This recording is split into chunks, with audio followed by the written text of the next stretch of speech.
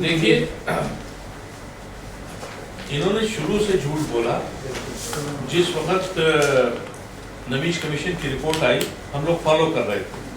हम लोग गए, चीफ मिनिस्टर से मिले, अखिलेश से मिले, तो उन्होंने ये कहा कि अरे नमीश कमीशन तो पुलिस के फेवर में है और हम लोगों के पास नमीश कमीशन की रिपोर्ट थी। उन्होंने कहा आपने पढ़ी कहा है, 350 पेज की है। तो उनसे कहा कि यार ये तो देखिए कि ये इसमें फैक्ट क्या है। तो कहने लगे कि हमें पता नहीं है। यानी कोई इतने पावरफुल पुलिस ऑफिसर्स हैं जो चीफ मिनिस्टर को भी गलत इत्तला दे रहे हैं। फिर जब नमीश कमीशन की रिपोर्ट बताई उनसे कि आप पढ़िए तो इसको, उनके सरकारी वकील हैं जफर यार जिलानी मुझे फोन करके कह रहे हैं कि आप नमीश कमीशन की मांग मत करिए रिपोर्ट की। तो मैंने कहा क्यों ना करें भाई। कहने के वो पुलिस के फेवर में, लड़कों के खिलाफ है। तो मैंने कहा आप सरकारी वकील है, आपको नहीं मालूम है? हाँ, तो कह रहे हमको तो यही बताया गया। होम मिनिस्ट्री ने, स्टेट होम मिनिस्ट्री ने कहा कि नमीश कमीशन जो है वो ये वही लोग हैं जो सब एक्सपोज होने जा रहे थे। और ये सरकार की कमजोरी या निकम्मापन है कि हम लोग 8 महीने से कह रहे हैं। अतुल कुमार अंजान ने अक्टूबर में कहा था कि 3 महीने का टाइम आपको दे रहे हैं, आप नमीश कमीशन आउट कीजिए और ये कॉपी रखिए नमीश कमीशन की, अगर आपने नहीं पढ़ी है तो कहा कर देंगे। फिर उसके बाद हम गए, हमने जनवरी में इनसे कहा कि देखिए उन पुलिस ऑफिसर के खिलाफ आप एक्शन लें, क्योंकि आपकी कमीशन की रिपोर्ट ये कह रही है जो असेंबली में बना। देखिए बेवकूफ बनाने का ये काम तो हो सकता है छोड़ दीजिए। कैसे छोड़ देंगे आप किसी ऐसे आदमी पे जिस पर आपने देशद्रोही का चार्ज लगाया? उसको आप छोड़ सकते हैं किसी कोर्ट के थ्रू। इसलिए हम लोग हमेशा ये डिमांड की हमने पीसीपीटी ने कि आप फास्ट ट्रैक कोर्ट बनाइए, उसमें जो आप 10-10 साल मुकदमा नहीं चालू करते, 6 महीने 8 महीने में मुकदमा चला के अगर मुजरिम है तो सजा दे दीजिए, नहीं है तो उसको जेल में मत बंद कीजिए। या दूसरा तरीका यह है कि कोई कमीशन आयोग बनाइए। कमीशन यूपी में ऑलरेडी बनाया गया मायावती के जमाने में, और मुलायम सिंह ने ये इलेक्शन में वादा किया कि नमीश कमीशन की रिपोर्ट आई कि हम फौरन उस पर अमल करेंगे, उसको आउट करेंगे, उस पर फैसला करेंगे। मुझसे भी ये वादा करके गए, इसी वजह से हम लोगों ने भी सपोर्ट दिया। आज हम लोग 1 साल हो गया, उन्होंने कमीशन रिपोर्ट आउट नहीं की। जब ये पता लगा कि टेक्निकल ग्राउंड पर ये बच्चे छूटने जा रहे हैं, उसका वही काम किया उन्होंने जो कतील सिद्दीकी का 1 दिन बाद वो छूटने जा रहा है उसको मार डाला। अगर ये लियाकत, जिसको एक बुढ़ा आदमी जिससे चला नहीं जा रहा था, दिल्ली उड़ाने आया था, कहा कि साहब इसके पास से बारूद निकली, RDX निकला, AK-47 निकली।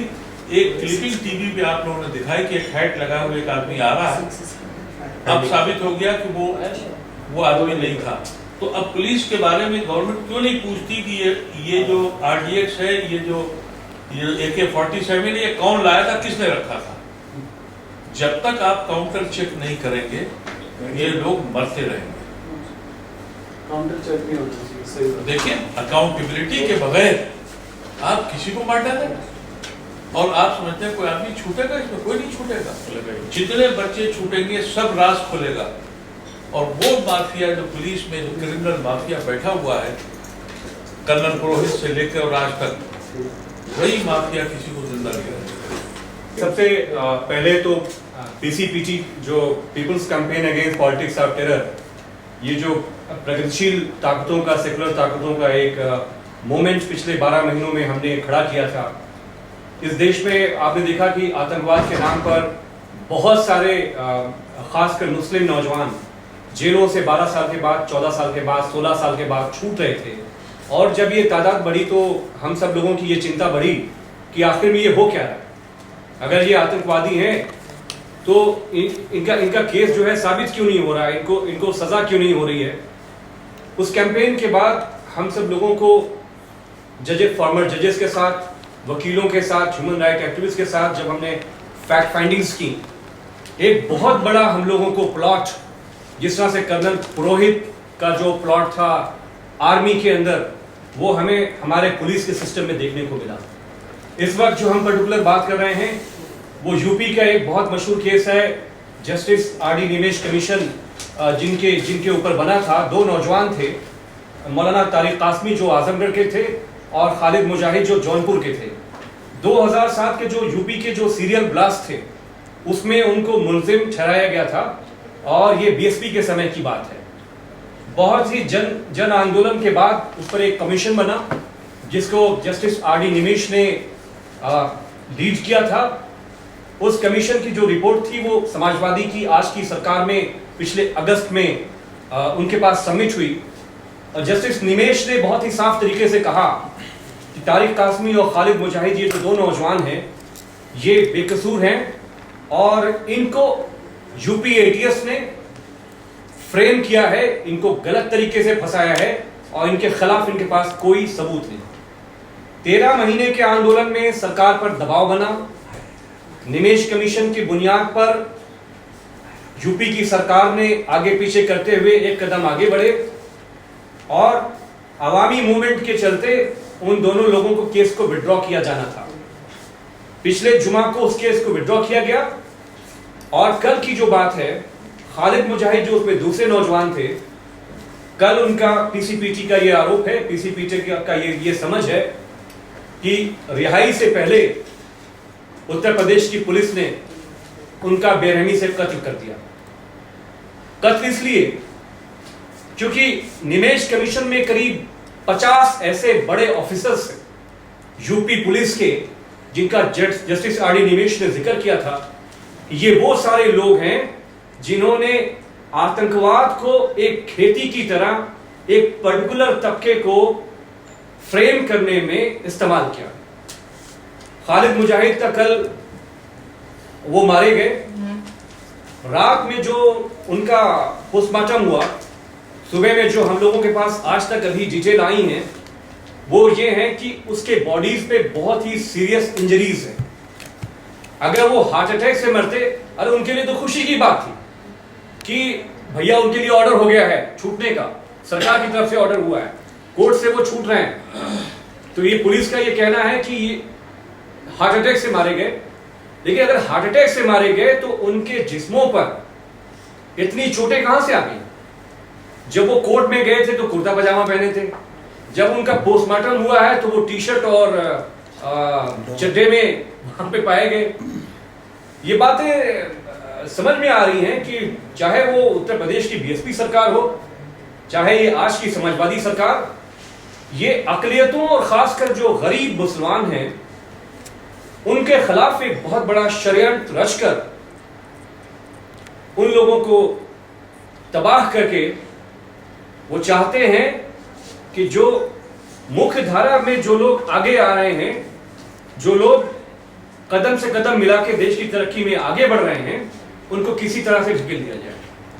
ये खालिद मुजाहिद का जो कल का पूरा डिटेल है और मैं रिक्वेस्ट करूंगा हमारे पीसीपीटी के लीडर मोहम्मद अदीब साहब से कि वो आप सब लोगों से इस पर तफसील से बात करें। मैं पूरा इल्जाम उत्तर प्रदेश सरकार को देना चाहता हूं, इसलिए कि अक्टूबर 2012 में नमीश कमीशन की रिपोर्ट सबमिट हो गई स्टेट गवर्नमेंट में और स्टेट गवर्नमेंट का ये प्रॉमिस था इलेक्शन से पहले भी और इलेक्शन के बाद भी कि रिपोर्ट आते ही इस पर कार्रवाई करेंगे।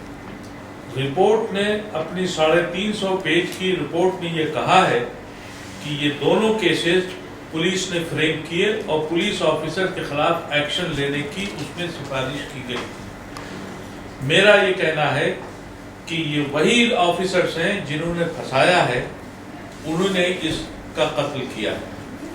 इसकी वजह यह है कि इससे कुछ दिन पहले कतील सिद्दीकी को भी इसी तरह से जेल में मारा गया था, क्योंकि 24 घंटे के बाद वो भी छूटने जा रहा था।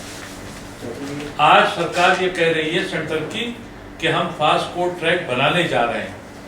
मेरा ये खतरा है कि फास्ट कोर्ट ट्रैक के रिजल्ट आने से पहले पहले जो लोग 10-12 साल से जेलों में बंद हैं, पुलिस का वो माफिया जिन्होंने ये केसेस फ्रेम किए हैं, उन सब बच्चों की जिंदगियां खतरे में हैं और पुलिस के जो माफिया है वो किसी कीमत पर इनको छोड़ेगा नहीं जिंदा, इसलिए कि सबके राज खुल जाएंगे।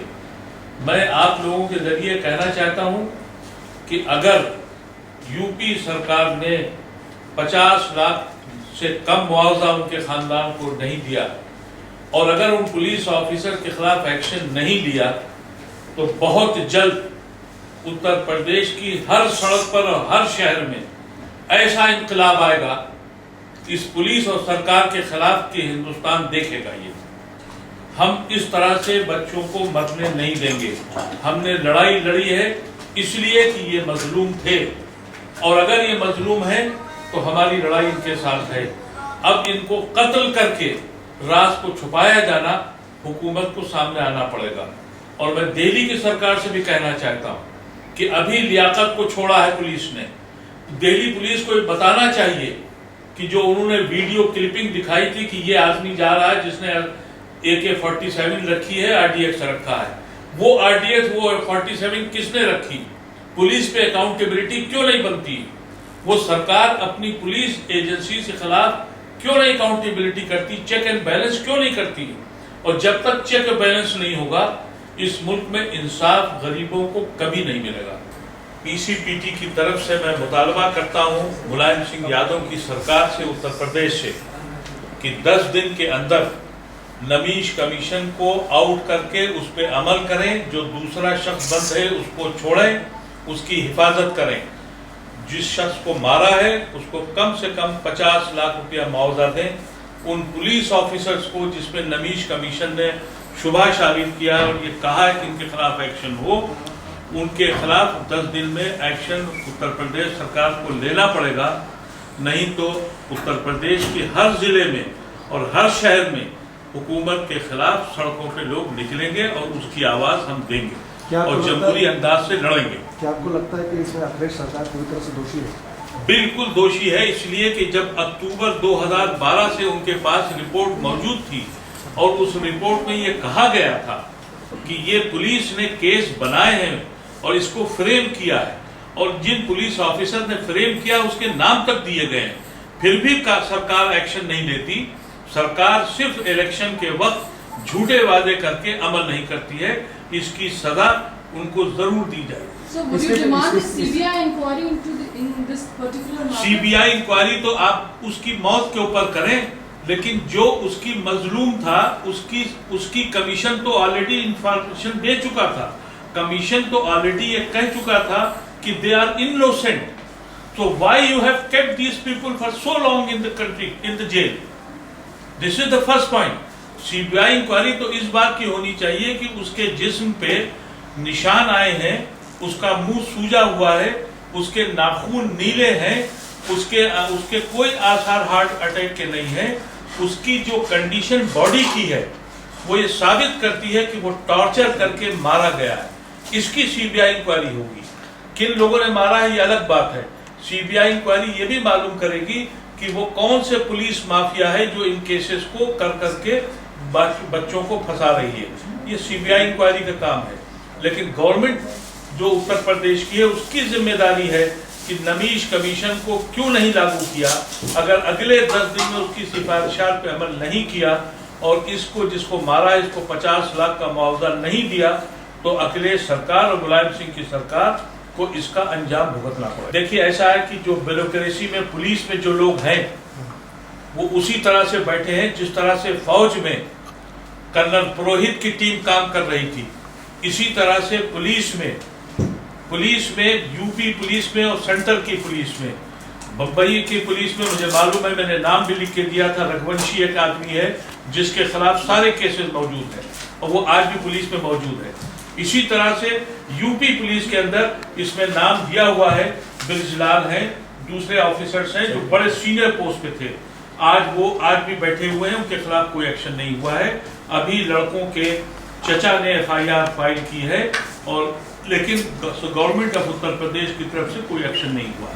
ये पूरी पुलिस के बड़े अधिकारियों को बचाने की पूरी जिम्मेदारी उत्तर प्रदेश सरकार की है और ये उसका निकम्मापन है उत्तर प्रदेश सरकार का कि ऐसे दागी और ऐसे भ्रष्ट ऑफिसर जिनके ऊपर एक जस्टिस कमीशन कह दे, नमीश कह दे कि ये चोर हैं, इनके खिलाफ इंक्वायरी हो, उनको 9 महीने से आज तक कोई एक्शन नहीं लिया गया। हाँ, देखिए चीफ मिनिस्टर साहब से जब हम लोगों के डेलीगेशन की मुलाकात हुई थी तो चीफ मिनिस्टर साहब ने कहा कि ये जो कमीशन है अगर हम इसको ओपन करते हैं तो इससे ये बच्चे फंस जाएंगे, ये बच्चों के खिलाफ है। तो हम लोगों ने पूछा, अदीब साहब की क़यादत में हम सब लोग उनसे मिले थे, बहुत तफसीली मुलाकात थी। तो चीफ मिनिस्टर महोदय ने हमसे ये कहा था कि ये उनके खिलाफ है, लेकिन अगस्त में जब वो सबमिट हुआ, अभी तक तो हम जस्टिस आर डी निवेश कमीशन की रिपोर्ट को शाया नहीं कर रहे थे। अब हम आप लोगों के बीच में भी उसको आम करेंगे, जस्टिस निवेश कमीशन ने क्या कहा। और जब हमने चीफ मिनिस्टर से कहा तो उन्होंने कहा कि अरे मुझे मालूम ही नहीं था। तो ये बात साफ नजर आती है कि पुलिस के बीच में, खासकर यूपी का पुलिस हो या दिल्ली का पुलिस हो, इनके बीच में कोई एक नेक्सस है जो काम कर रहा है।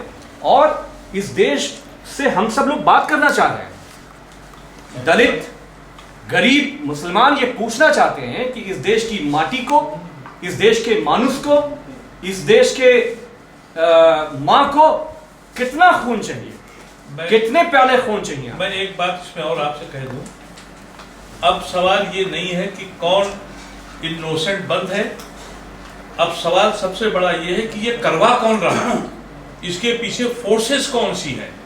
अगर सरकार उत्तर प्रदेश की या दिल्ली की सरकार अगर अभी भी समझने पे ये नए समझना नहीं चाहती, ये कौन लोग करा रहे हैं, सब आउट हो चुका है।